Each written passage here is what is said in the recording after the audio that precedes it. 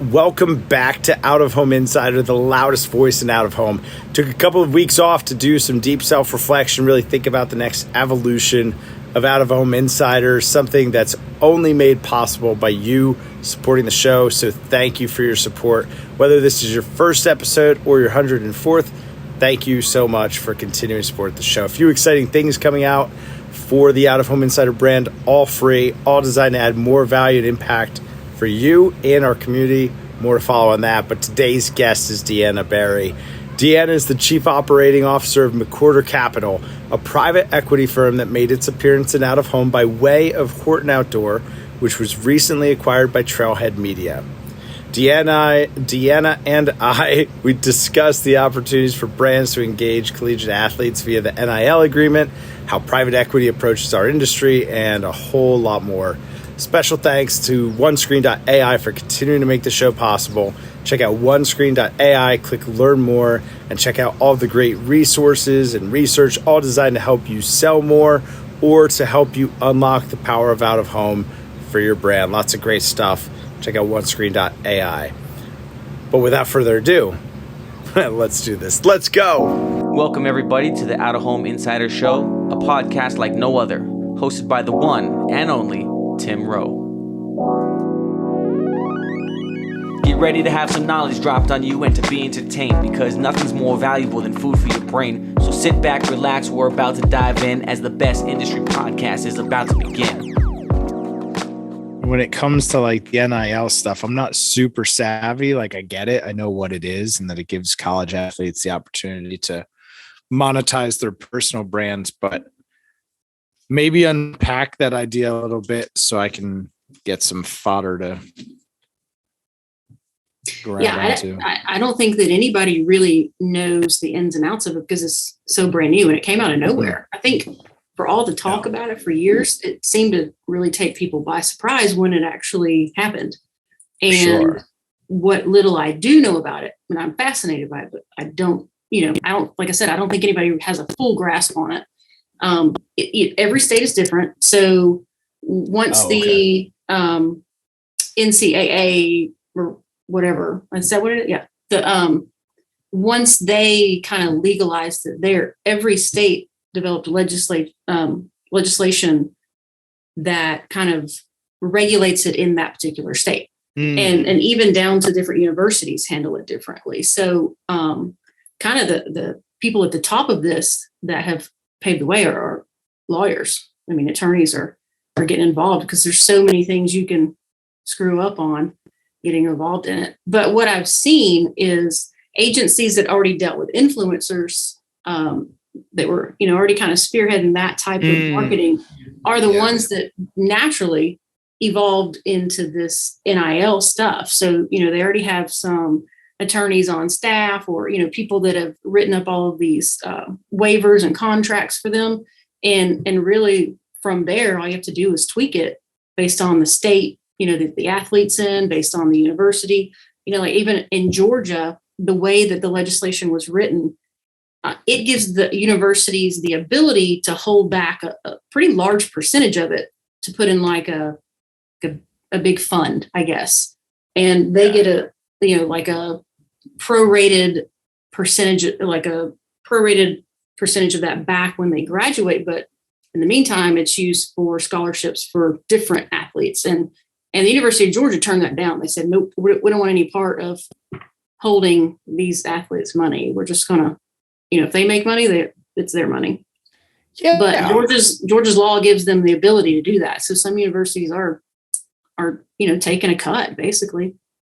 Which is interesting because then as a prospective college, student athlete, you're looking at the school based on. Absolutely. It's not going to be about like who's what touching my money, wear, what school my parents went to. It's going to be like, who has the loosest NIL policies and where can I make the most money? No kidding. Right. I want to play for a Florida team. If I'm a professional athlete, I want to be in Florida because I don't want to pay state taxes. Right. Right. Like there become these incentive structures for colleges that are very outside the traditional realm of it's a good school or it's competitive. And, I'm sure as a student athlete, you want to be at a school where your sport is competitive. But if it came down to, hey, school A is taking my money and holding it till graduation. Right. And school if B is all saying, else is hey, equal, if all things are equal, if I'm all going to go things with are a school equal, that has, the more favorable NIL policies for me. because there's a shelf life, right? Like there's a shelf life to being a student athlete and having a brand. How many times do we see like 90% of these college athletes aren't going pro? No, they're lucky. Right. They're lucky to have made it this far. They're fortunate. They're the top 1% of the 1% at this level. And the reality is the majority of them aren't going to the next level. The majority of them are not getting big deals from Nike in the next 2-3 years, but they might be able to cash in for now. And that with, a solid education. I mean, why not? Right, exactly. The school profits from them being there. It doesn't affect their scholarships. So they're still getting their education paid for. This is just living money. We'll pack away a little bit in savings. Well, I'm in. I'm all in for paying the student athletes, and I think it's a cool opportunity as a brand to be able to leverage talent, especially and maybe this is a segue to out of home that we can explore, which is like the locality, the community aspect of college athletics, right?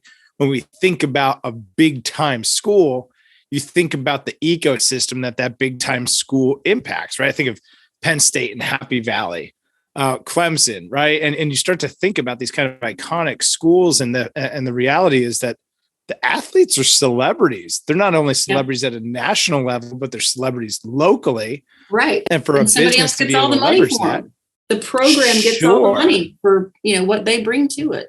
Right. But why wouldn't I, as a local or regional business, want to, maybe I don't have the money for, a top tier professional talent, but maybe there's a student athlete or even a stable of student athletes. And I could have, a few different folks for the price of having a big time athlete. So, and I think you're going to see that a lot with these smaller colleges who, you do have a certain loyalty within their alumni and all of that.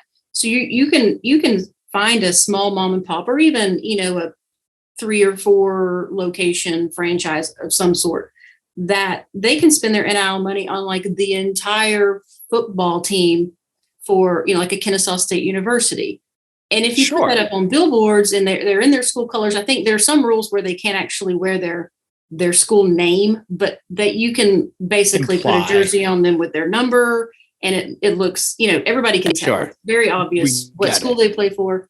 But I think that's the benefit there in these smaller schools, is to get groups of athletes together, and that way you get the whole girls volleyball team, something like that. I think is impactful. Plus it just gives a little exposure to the school's program, and it gives a little exposure to the athletes who wouldn't normally be, getting a bunch of NIL money. No way. Right. And I mean, they're just the same as any other, college kid. They're trying to, keep a few bucks in their wallet for beer and for food and that sort of thing. And oftentimes being a student athlete, you don't have time for a job. No, you don't have time for a job. You have actually classes. You have to go and take your classes and stuff. And then you got practice every other minute of the day. So right. So when are you supposed to go make a few bucks? And if you can leverage your personal brand and your social media tools and followings and communities and all those things, I say I'm all for it. We've got an attorney in Georgia, and I'm not sure if he practices in any other states, but Morgan & Morgan.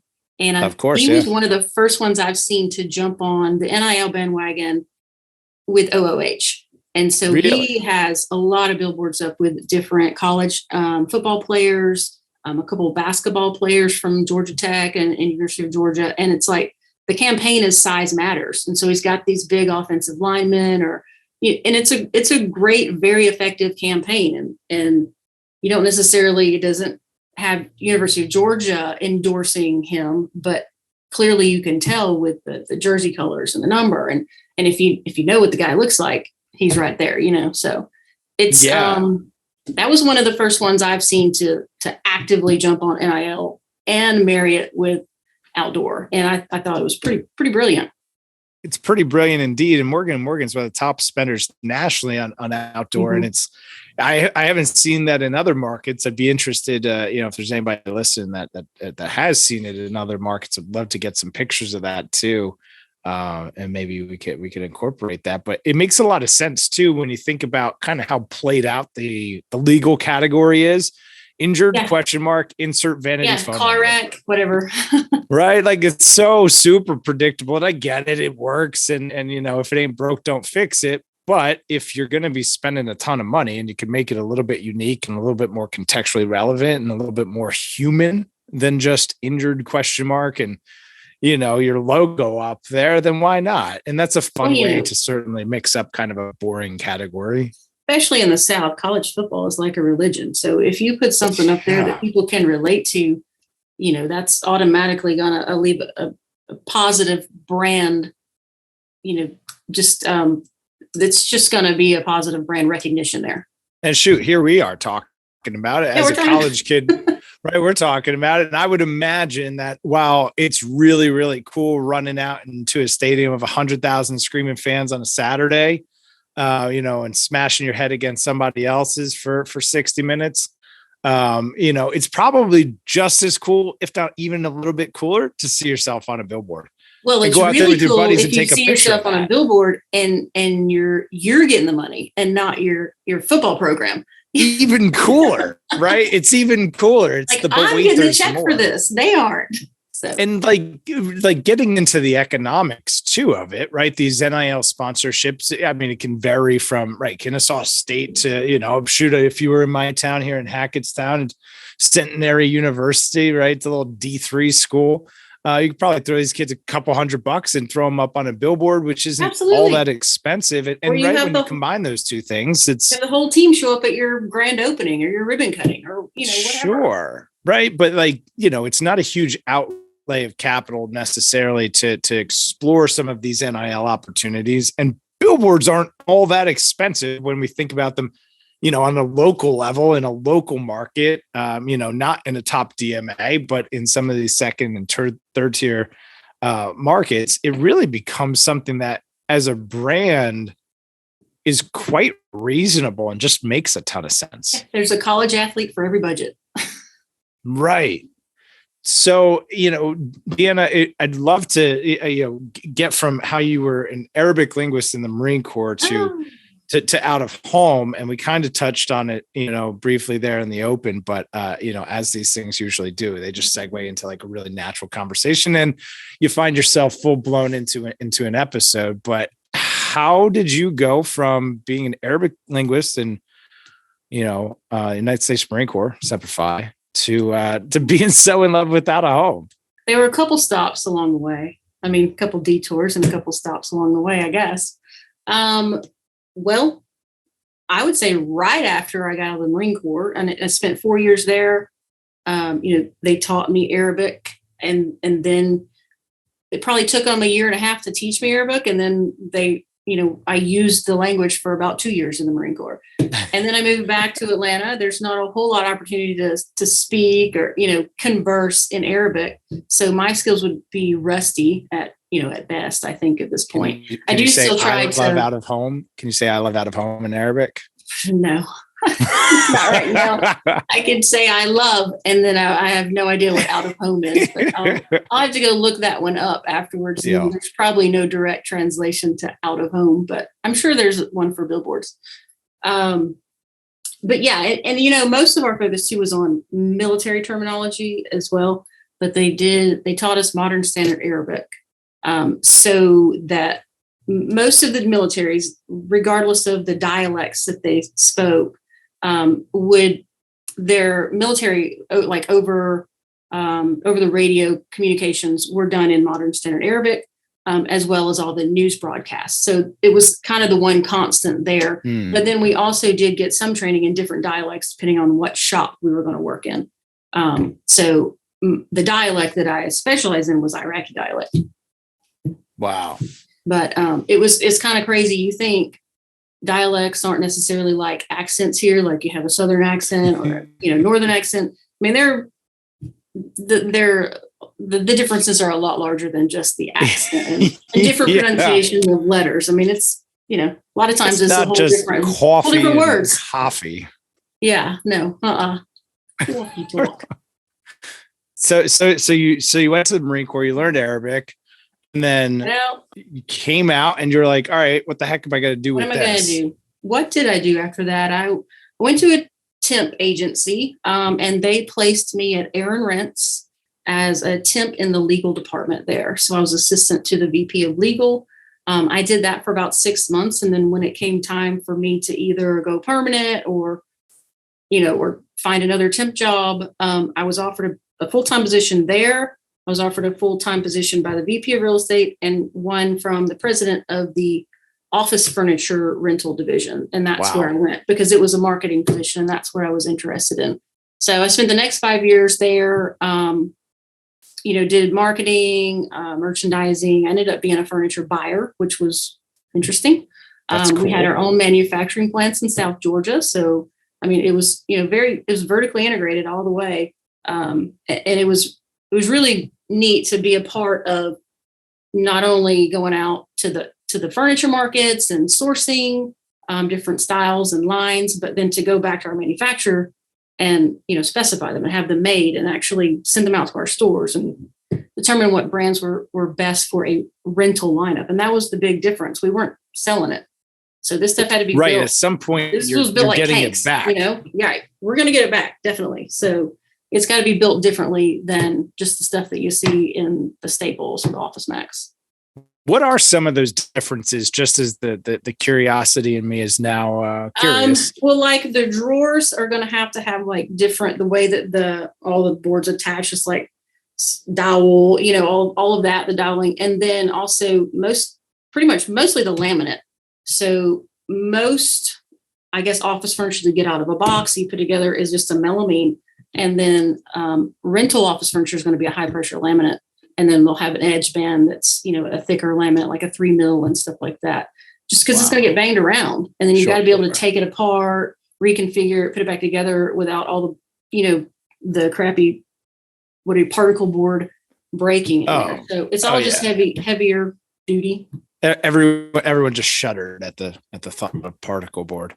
Well, absolutely. That's interesting. All right. So we went, is it really interesting? I mean, what isn't interesting? Office furniture. I think it's interesting. I'm looking at the desk here and I know it's not real wood, but like I'm like, okay, it's built pretty well, but like, could this survive the rental market? I don't know. Yeah. And you also had, if it was more permanent furniture and it was maybe for the executive, they would want a wood veneer top. And so they wouldn't get a laminate. So you could not rent a wood veneer top because it's going to get scratched the first time they write with a pencil, on a piece of paper. It's you're indenting the veneer. So right. I just want that resolute desk kind of look and feel, I suppose. So all right. So Marine Corps to Aaron's to what was the next stop? I think along the way, I got married, had a baby, went back to school, finished college at Kennesaw State University. I'd done a couple years at University of Georgia before I joined the Marine Corps. So I went back and finished later. I had a couple different jobs, mostly operations management. And then I ended up here at McWhorter Capital Partners. He was kind of launching, Josh McWhorter, who's launching this private investment firm. It was a little bit different of a model than, it's not a big private equity. It's not exactly venture capital, kind of a combination of everything. Mm-hmm. And we started, he had purchased a heating and air company, a CC's Pizza franchise location. Hey, welcome to CC's. Listen, the Jersey guy in me, like that's tough to see, because we got good pizza. $5 buffet. But I know it's not. But do you know what? You can get French toast pizza and macaroni and cheese pizza in the same place. Yeah. So that stuff is good. The cinnamon, the cinnamon bread. Oh man. But he had hired me really because at the time, social media was just becoming a thing. Think about Facebook and Twitter and Facebook marketing was all about going viral. You didn't have to pay for ads back in the day. Deanna. What? We're aging ourselves. We're aging ourselves. God, I know. I think back and I'm like, when Facebook shows you the memories, and it's like 2009, and I'm, like it's asking you what you're doing, and you're like, I am sitting in the parking lot. Like, it didn't really want to know what you were thinking. Like, what are you thinking? I'm really sad. Yes, nothing more embarrassing than looking at your 10-year-old Facebook post in your memories. I don't know, what were we doing? But I think back then, it was a whole new way to market, and you could get things to go viral. You could grow these business Facebook pages without having to pay them so much. Right. You remember when you couldn't comment on a post unless you liked the page?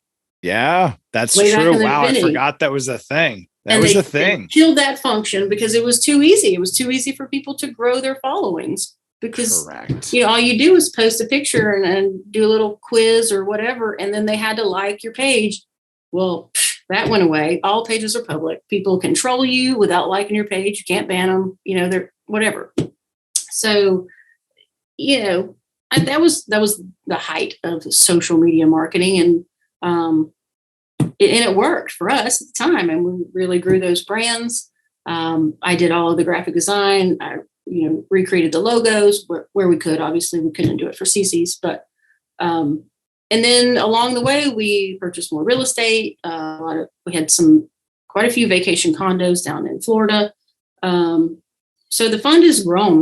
We've bought and sold countless companies, different types of industries. And then around 2015, we bought our first set of billboards, and we treated them as real estate assets. We didn't treat them like billboards. We just thought, oh, look, we bought some billboards. And I went on like Rocket Lawyer and downloaded a rental contract. That's what I used for my advertisers. It was kind of crazy. So we started with those seven billboards was in our first plant. Then we bought another 5, and then we bought the big one. It was 43, pretty much all statics. But at that point we realized this should totally be a different company. So we launched Horton Outdoor, and that was in 2017. So it officially became its own outdoor company in 2017. Wow. And that's how I got here. That's how I got into outdoor. Was our first 7 billboard purchase in 2015. Let's go all the way back to that. 2015, we buy 7 billboards. Where are they in the country? They're all in Cartersville, Georgia. All in Carter. And what should we know real about estate broker? He owned them. He wasn't doing much with them. We bought them for next to nothing. Looking back on it, it's like, whoa. Stole them. One of those we've been able to convert to a digital. So if you look at the acquisition value, the purchase price versus the monthly revenue that we got from that plant, because I track all of ours by the plant, the acquisition value versus like the monthly revenue, and kind of keep a little percentage for each different acquisition. And I mean, it was just mind blowing to see, the amount of money it costs us to make probably one of our highest grossing acquisitions. Wow. And knowing what you know now, right? It sounds like almost some not knowing played to your advantage there with a really great acquisition. Knowing what you know now, what was it that made it such a great opportunity? Like what was it about the deal that was so initially interesting and ultimately made it so fruitful? Well, I would say the reason behind the price is probably an off the record conversation that you and I can have later. Yeah. But really it's because it was undersold. I mean, it was, like I said, they were owned by a real estate broker. That was not his business. He had just kind of come upon them at some point in his career. They had great locations, great visibility, and nobody was selling them. So that was the main reason they weren't sold. Like a great yard sale find. Pretty much. That's awesome. I mean, that's super exciting. And especially in 2022, when it seems like there's all the best deals have already been discovered, and there's so many of those opportunities in out of home. So that was 2015. We got 7 signs in Cartersville, and it came with Georgia. 4 easements of the 7. For anybody listening that's maybe heard of an easement or doesn't know what an easement is, explain why that's significant. Maybe it's like the liquor license metaphor. So a land lease versus an easement, when in the billboard industry, means the difference between paying up to 20% of your gross revenue to the landowner for use of that space, versus not ever having to pay them again. So like at one point in time, somebody went to the landowner and said, I'll give you $5,000 for a permanent easement right here. It's, they took all their money up front, and then we purchased the easement from the billboard owner. It was all lumped into the price. Honestly, what we paid for the entire plant and the easements was still less than what the actual, just the physical assets were worth. Wow. So 7 signs, 4 easements. That meant that we were only paying rent on 3 of them. Correct. And those were like 10 to 15% leases. I mean, you don't have to be super math whiz to understand that the economics of this deal just make a ton of sense. Yeah. So you got 7. You said, wow, this is a great business to be in. We're looking at it still as, short-term or relative midterm real estate rental property, right? I've got square footage to rent. So you go out and buy some more. We did. We bought 5 more, and then we bought 43 more. And so then we and just after said that, all in all, we had it. 146 structures Wow. in Georgia, Alabama, and Florida when we sold them in October to Trailhead. Yeah, that's a pretty big operation. So how did you take 7 signs, 5 signs, 43? How did you take those and really build a company around that?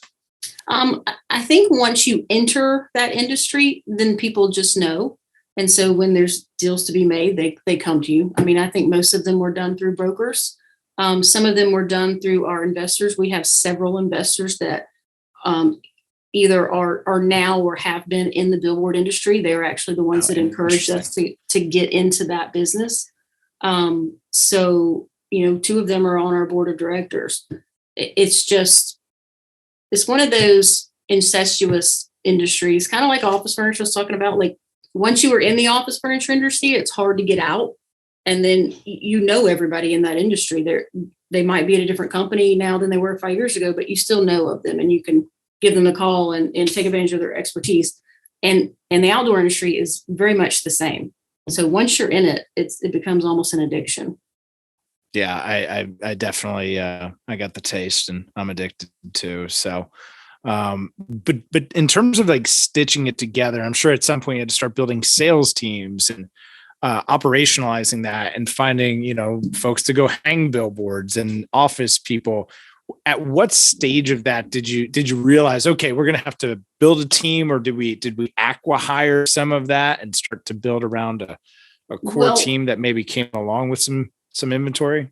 And that's pretty much how that was built.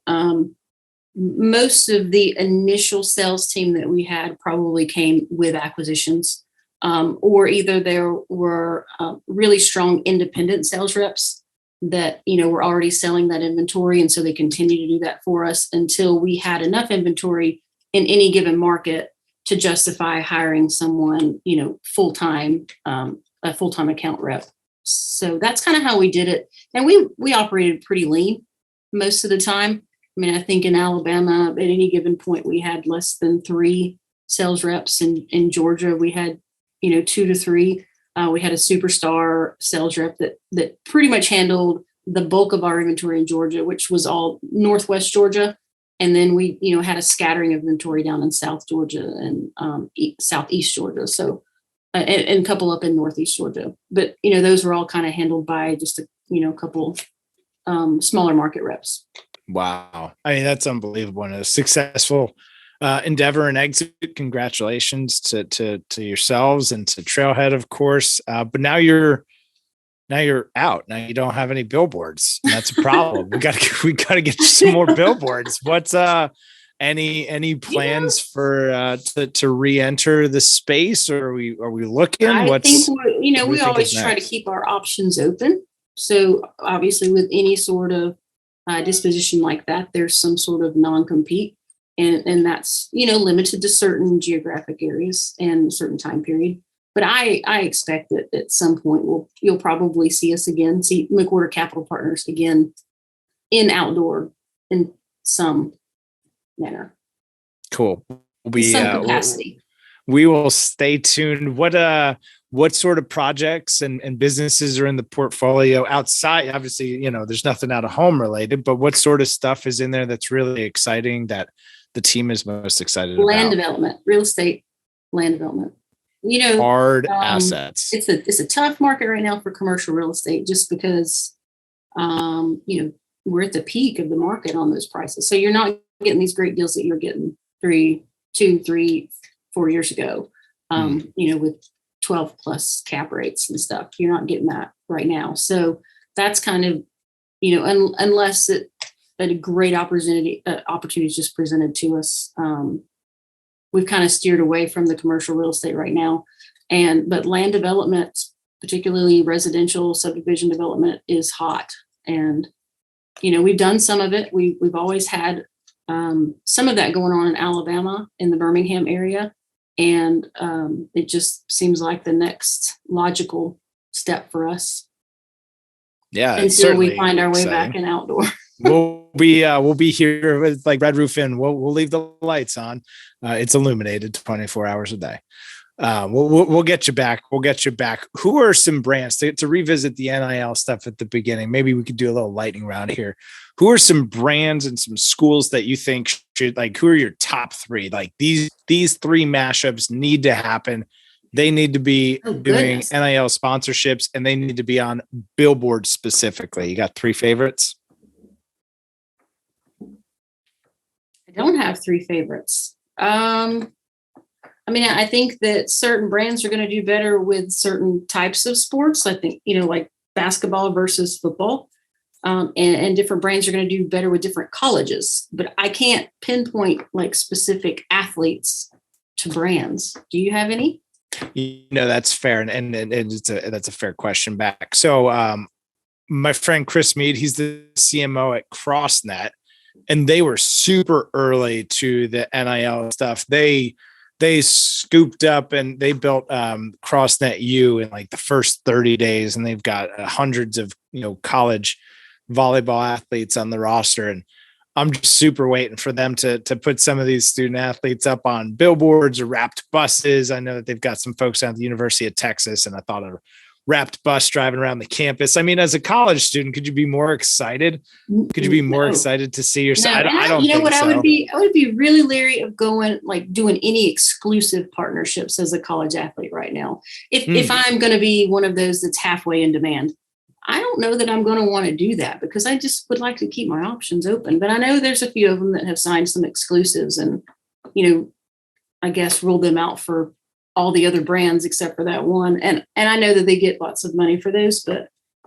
still, I think I would want to keep my options open. Now, I did see, a brilliant NIL marketing campaign with Arby's. Have you seen that one? And they mostly did it on social media, but they were looking for Arby's running backs.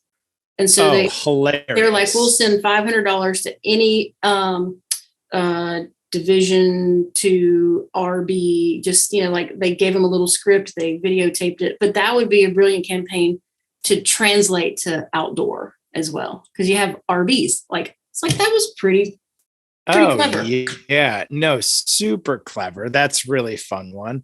I think it's I keep the book around Rock and Roll Billboards of the Sunset Strip. Great piece. If you're listening and don't have it, certainly something to add to the coffee table. Robert Landau, over the course of 3 decades, took all of these great photographs of the iconic rock and roll billboards of the Sunset Strip and turned it into a coffee table book. And it's the Who, it's the Doors, it's the Beatles, and it's just absolutely iconic, hand painted, really, really incredible art. And they're doing a documentary, Sign of the Times, and some of the commentary was that these billboards really made the brands, or made the billboards made the bands bigger than they were. It made them larger than life. It made these unknown brands, there's the tongue twister of the day, iconic, right? It made these unknown bands iconic. And that same opportunity for brands to kind of break the norm and disrupt the expected, with NIL sponsorships using out of home is, I think, maybe the same type of opportunity that we saw in the 60s and 70s and 80s with those iconic rock and roll billboards. I think that exists right now for brands that want to work with student athletes. And this has been a really fun conversation. I think that folks are going to get something out of it for sure. Well, I think, and the other interesting part about this NIL, it's new opportunities with NIL, is it's not just going to give opportunities to those guys. They're the more well-known college football players who are on TV every Saturday. Those are going to be your guys that are going to be, better for the OOH campaigns and stuff like that.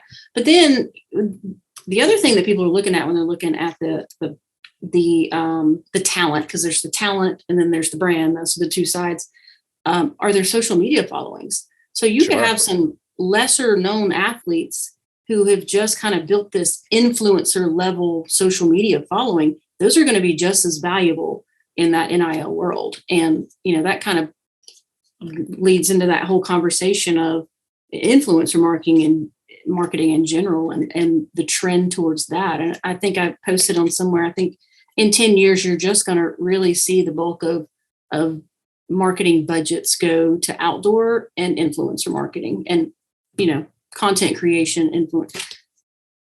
What is do you have an opinion on that? Where does influencer end and content creator begin? Or is it the same? Oh, that's a good question. I think that there's a place for both. I think that the right mix is both. I think as a brand to be able to create your own content from whether you're B2B or B2C, be able to create your own brand and create your own content is really, really important. But I think that it's a balance, right? And that influencer element, it's what was so hard to do in the 80s and 90s, and you had to be Nike and have huge monster budgets to be able to get talent and to get people, right? Why did they pay? Why was it Ken Griffey Jr. baseball? Well, because Ken Griffey Jr. being on the packaging sold more video games, right? Like the game wasn't different. Ken Griffey didn't personally design the video game for Nintendo 64, but they put his name on it and they sold a boatload more copies of it. Yeah, influencer marketing is certainly not new. It's only new in the aspect that normal people can all of a sudden become influencers. You don't have to be a celebrity or some well-known athlete. That's this new trend is some chick that just started some blog or some TikTok account. Or some guy starts a podcast about billboards. This massive following and figured out how to use these little apps that make little cute videos or films themselves in the gym every day. Your normal people have this opportunity to now be an influencer, even though they're really not creating any content, I guess.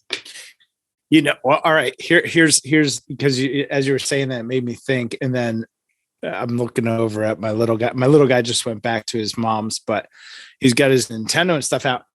He primarily watches YouTube on the TV, the living room TV. Yeah. That's the new way of him watching TV is him watching YouTubers. That's all I watch. Who are equal parts influencers and content creators. Yes. And I think that the next level to that, and it's the piece that I see missing, and some of them have done it well, like Mr. Beast, I think has done it especially well. Oh my gosh. Is how do you unlock and how do you monetize your brand? Right. No one's getting rich being a YouTuber. They're getting rich monetizing the brand beyond the platform. Exactly. Right. When you see these videos of, I got 10 million views, I made $50,000 last year. Like nobody bought their Lambo with that 50 grand.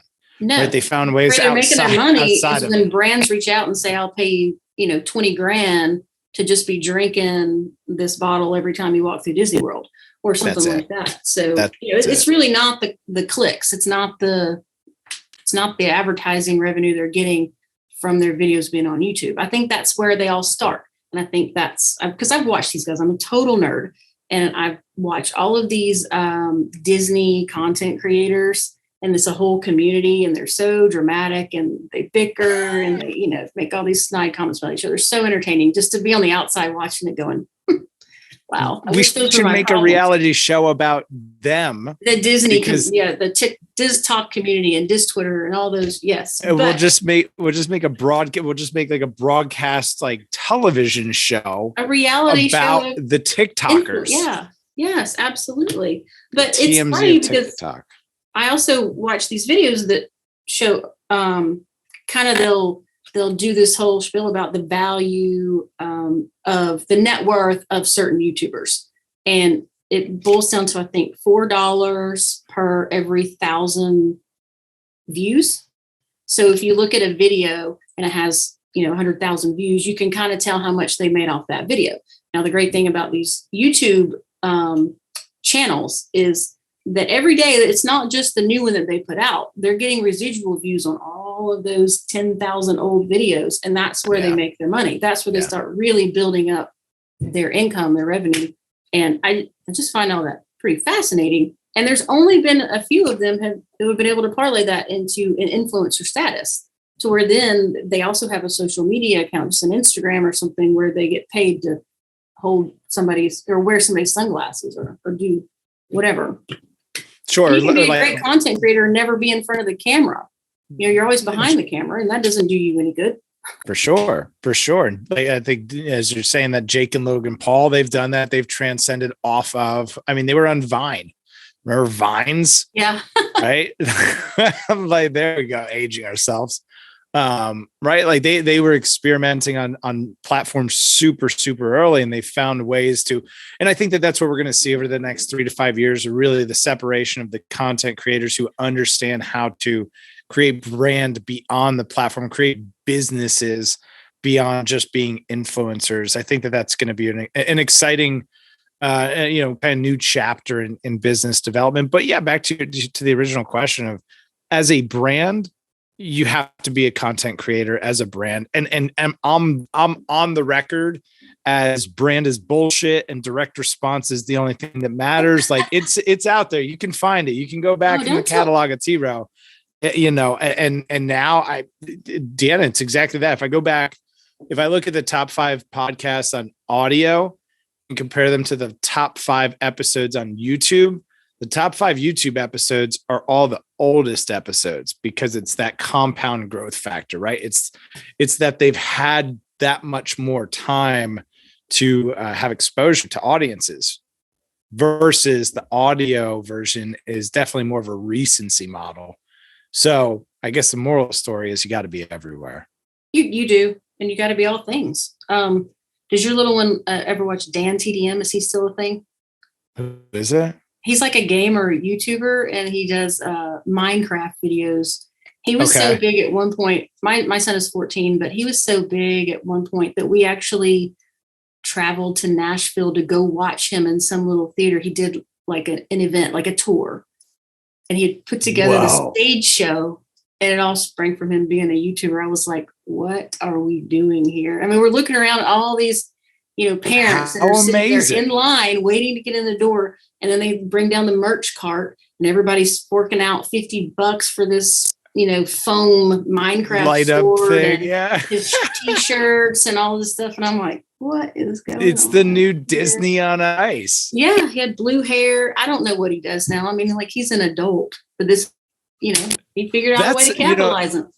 Those are the ones that weird me out a little bit. Those are the ones that when my sons, and I'm like, these guys are like not my age, but they're definitely not like 15-year-old boys. Right. Like they're like 20. That guy's got a wedding ring on, and they're doing like pranks at Walmart. He had a baby. Like, and his wife would come into the room sometimes, and he would like talk to her, and Bailey was like, oh yeah, he has a baby now. And I'm like, it's just so weird. So wild. We'll have to revisit this topic in a couple years and see how the world is. Another kind of conversation. Suppose so. Deanna, thank you so much for being here. Where do folks find you? You're super active on LinkedIn. Give them the lat long. What's the best way to get in touch? LinkedIn is probably the best way. Just Deanna Berry. Easy enough. Yeah. I think that's right. I don't think I have my middle name or maiden name or anything there. Nothing like that. We'll link to it in the show notes below, and super appreciate you being here. This has been a fun conversation. I don't know that either of us knew where it was going to go, but I think that we touched on all the things, and I think it's going to be one for the ages. All right. Well, I enjoyed it. Definitely. If you found this episode to be helpful, please share it with somebody else who could benefit. As always, make sure to smash that subscribe button down in the corner, and wherever you're listening to this on audio, please throw the podcast to follow. We'll see y'all next time. Quarter century, I finally came to my senses. I finally got my hand up on the tinted Benz, kid. I see the world clear through my tinted lenses. With the dream and the drive, the possibilities endless. Now print that, send this all the way to Tokyo. Take a trip down south, down to Mexico. Next stop, Shanghai, the world-class trade show. First class all the way, cause that's how we roll. Yeah, call us the rock star businessman. Rockin' shows, we handle business, man. We got our own future in the palm of our hands, cause divided we